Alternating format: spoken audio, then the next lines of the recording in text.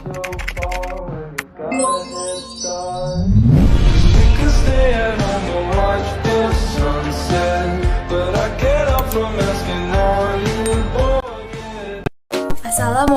warahmatullahi wabarakatuh. Perkenalkan, saya Hairunisa Desepini dari kelas 2C jurusan Teknik Informatika dengan NIM 214200062. Baik, di video kali ini saya akan membahas materi tentang etika komputer dengan dosen pengampu Ibu Risnaini Masdalipa MM.Com. Jumlah interaksi manusia dengan komputer yang terus meningkat dari waktu ke waktu membuat etika komputer menjadi suatu peraturan dasar yang wajib dipahami oleh masyarakat luas. Perlu kita ketahui apa sih itu etika komputer? Etika komputer adalah seperangkat asas atau nilai yang berkenaan dengan penggunaan komputer. Atau pengertian lain, etika komputer merupakan paduan moral yang mengatur pengetahuan komputer dan sistem informasi. Etika komputer sendiri ini bertujuan untuk mencegah kejahatan-kejahatan terutama di dunia maya seperti pencurian data, pembajakan software, dan lainnya. Isu-isu pokok etika komputer saat ini diantaranya yang paling banyak terjadi yaitu kejahatan komputer. Berikut cuplikan video tindak kejahatan pada etika komputer. Selamat menyaksikan. Kisah ini berawal dari seorang hacker bernama Sofyan yang mempunyai niat jahat. Dia ingin mencuri data sebuah perusahaan. Haha, aku akan mencuri data keuangan bank. Yes, aku berhasil mendapatkannya. Lalu keesokan harinya Lepin berangkat ke kantornya dan pada saat melihat data keuangan perusahaannya, ia terkejut karena datanya hilang.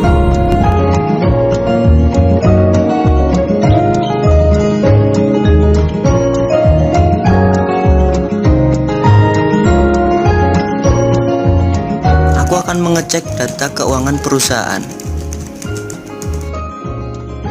Apa? Semua data keuanganku hilang? Mungkin ada seseorang yang mencurinya. Karena kesal, Lepin menelpon Taufik. Dia adalah bagian IT di perusahaannya. Aku akan melapor bagian IT untuk membantuku melacak pencuri ini. Halo, bagian IT? Ya, ada yang bisa saya bantu, Pak? Saya ingin Anda melacak orang yang telah mencuri data keuangan perusahaan kita dan segera laporkan ke saya. Baik, akan segera saya laksanakan, Pak. Beberapa jam kemudian, Taufik berhasil menemukan lokasi Sofyan dan melaporkannya ke Lepin. Aha, ketemu. Aku akan melaporkan ke Pak Levin. Halo, dengan Pak Levin di sini. Pak, saya sudah menemukan lokasi pelaku. Kirimkan lokasinya pada saya. Dia berada di daerah Sengkaling, Pak. Oke, saya akan segera melaporkan ke polisi. Setelah menemukan lokasi Sofyan, Lepin akhirnya menelpon polisi untuk menangkap Sofyan. Halo, kantor polisi? Ya, benar. Apa Anda perlu bantuan? Saya ingin melaporkan adanya pencurian data perusahaan melalui internet, Pak. Dan saya sudah mengetahui lokasi pelakunya. Pelaku berada di daerah Sengkaling. Baik, Pak. Akan segera kami tindak. Terima kasih atas informasinya.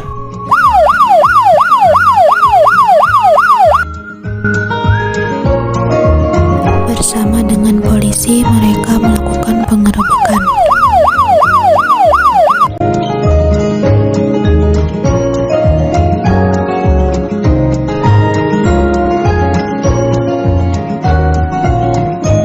Jangan bergerak, Anda kami tangkap. Ayo kita periksa komputernya, Pak.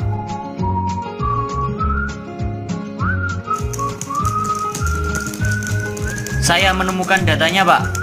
Kalau begitu, Anda ikut saya ke kantor polisi. Terima kasih banyak atas bantuannya, Pak. Sopyan akhirnya mendekam di penjara.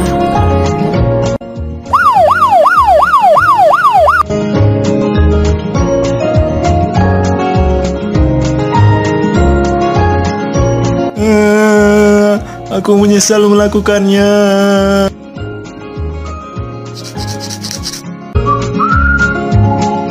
Peristiwa tersebut merupakan kejahatan cybercrime.